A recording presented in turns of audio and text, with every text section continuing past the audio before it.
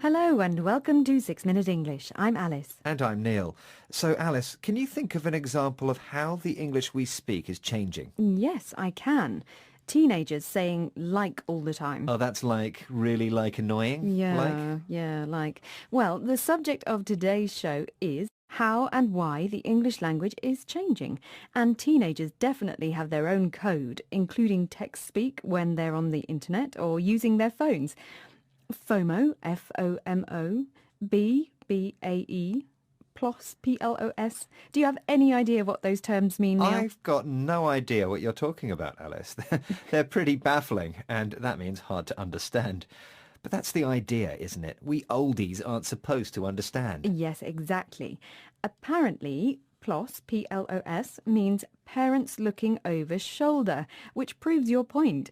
Text speak is a lot to do with inventing cool new terms, and these change quickly.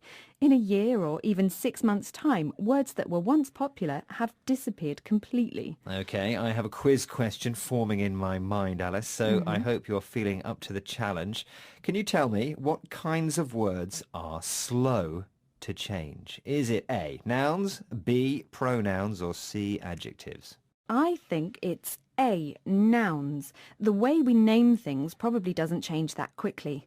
We shall find out if you're right or wrong later on in the show, but let's think about English grammar for a minute. What changes are occurring here? I noticed you said shall there, Neil, and to my ear that sounds pretty old-fashioned. And you're right, Alice. The modal verb shall is on the way out, meaning it's disappearing. Why do you think that is? Well, perhaps it's because will sounds more natural these days.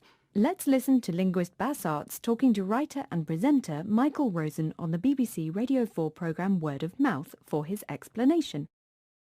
Why would we lose shall? I mean, especially as we hold it in the interrogative. We say, shall we go swimming? Well, because it's in competition with will. If you have two words that more or less express the same meaning, one of the two is going to be pushed out of the language, and in this case it's shall.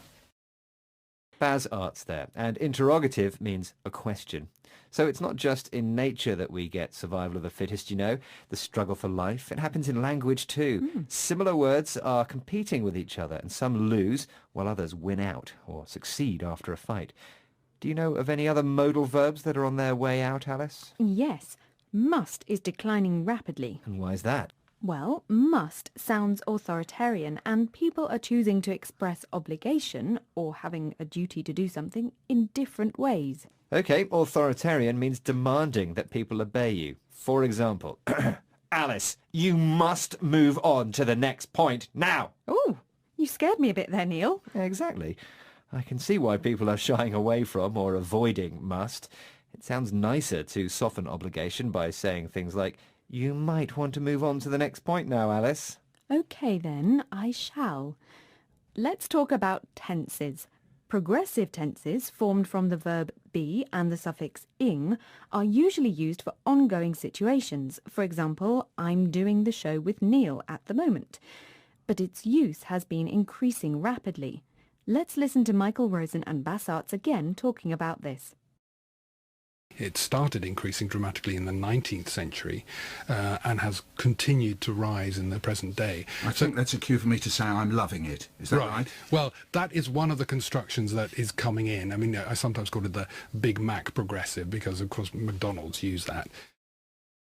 In this segment of the BBC Radio 4 programme Word of Mouth, Michael Rosen quotes the progressive form, I'm loving it, a slogan used by an American fast food chain in its advertising campaign. The verb love is a stative verb.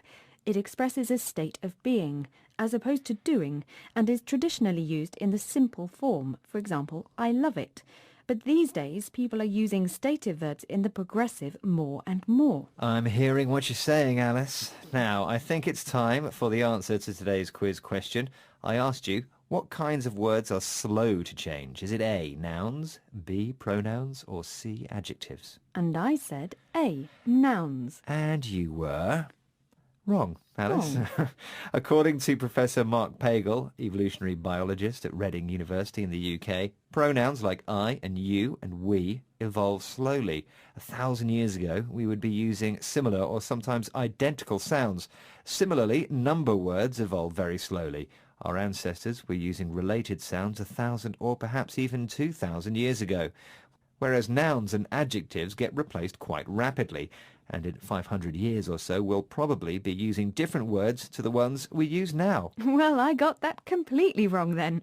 Who knew that 1, 2, 3 would have such staying power? I suppose numbers are pretty fundamental to our day-to-day lives, sort of part of who we are.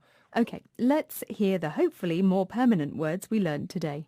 They were baffling, on the way out, interrogative, win out, obligation, authoritarian, shying away from, progressive, stative. Well, that's the end of today's 6-Minute English. To recap, we're enjoying the progressive tense. And we're loving will and should, but avoiding shall and must. Don't forget to join us again soon. Goodbye. Bye-bye. 6-Minute English from the BBC.